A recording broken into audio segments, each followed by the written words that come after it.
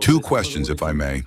In an interview with the British newspaper The Times, Polish Prime Minister Donald Tusk stated that Ukraine has the right to attack targets connected with Russia anywhere in Europe.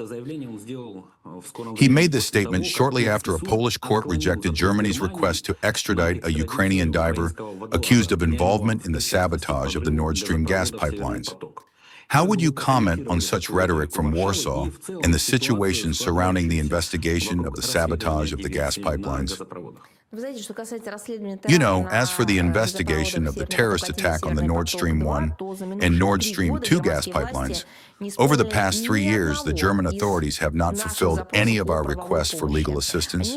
They have rejected the initiative of Russia and a number of other countries to conduct an independent, open, and objective international investigation under the auspices of the United Nations. The investigation into the circumstances of the gas pipeline explosions, despite the German authorities' assurances of their intention to find those responsible, has, in some strangely sorrowful way, turned into support for the terrorist Kiev regime. And of course, even more shameful is the position of Poland. The Polish authorities demonstrate complete disregard for the norms of international law and openly express encouragement of acts of terrorism as long as they cause harm to Russia. As you have already mentioned, this concerns Tusk. He is, after all, the Prime Minister, not some commentator, so to speak, who can spout any nonsense without bearing responsibility for it. He is, generally speaking, a key figure in the country, vested with appropriate authority and, accordingly, responsibility. Without the slightest embarrassment, he wrote on social media that, direct quote, "The problem with Nord Stream is not that it was blown up, but that it was built." I'm just curious, for example, well, will he also engage in linguistic analysis with the people who die in terrorist attacks in the same way? While Deputy Prime Minister and Foreign Minister Sikorski, after the decision of the district court in Warsaw to refuse the extradition of the Ukrainian Volodymyr Zhuravlev, suspected of involvement in the explosion, stated that, direct quote, he feels proud of the Polish court, which did not consider sabotage against an invader to be a crime. You know, that's an interesting logic.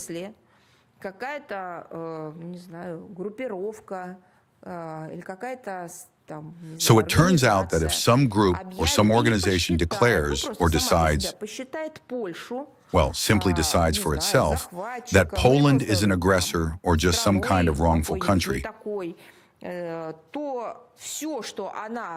everything that this group does on Polish territory will not be considered a crime. How is that supposed to be understood? For our part, we will do everything possible to prevent this unprecedented terrorist act against a piece of cross-border, underwater civilian infrastructure from being swept under the rug. And of course, we will use all available resources and capabilities for this. Second question, if I may. There is one more point. As for the statement by Tusk and other Polish politicians, well, in addition to the moral and ethical side of the matter, there is also the legal one. This is a terrorist act. They may not consider it bad or even consider it good. Well, that's a different story. But there is a violation of legality and law. There was an infrastructure facility, there were investments, and there were contract executors. Then all of this was destroyed. This requires an investigation. Perhaps after the investigation is completed, when they find those who carried out and ordered this act. And why do I call it an act? I am, in a way, quoting Polish representatives, a terrorist attack. Maybe then the Polish authorities will reward them, since they have such an attitude toward it. First, they need to be found, and then Warsaw can have the opportunity to honor the heroes. Well, we take heroes in quotes, of course. Regarding the sponsors, well, that has generally been discussed by the leaders of the Biden administration. They said they would do everything to make this infrastructure project disappear, thereby publicly acknowledging their interest and their intentions.